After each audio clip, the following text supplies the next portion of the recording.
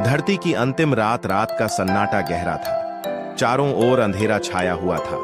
जब मैंने अपने दादाजी को आखिरी बार कहानी सुनाते देखा, उनकी आंखों में चमक थी, लेकिन उनके शब्दों में छिपा हुआ डर साफ झलक रहा था। ये कहानी दादाजी ने शुरू किया उस आखिरी रात की है जब धरती पर जीवन समाप्त होने वाला था। वह रात जब समय की घड़ी अंतिम बार टिकी टिकी कर रही थी। गांव के लोग एकत्र हो चुके थे।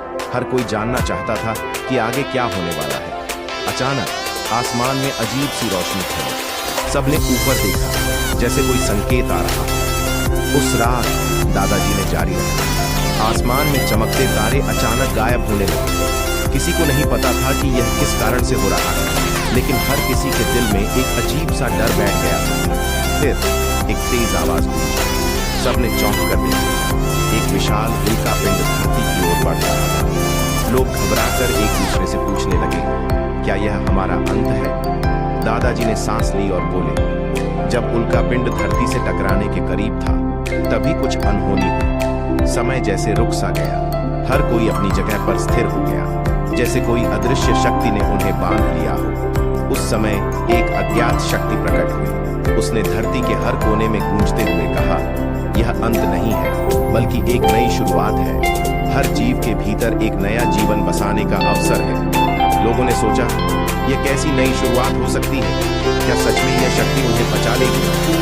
सवालों का सिलसिला जारी था, लेकिन जवाब तो किसी के पास नहीं था। फिर दादाजी ने कहानी का सबसे महत्वपूर्ण हिस्सा सुनाया।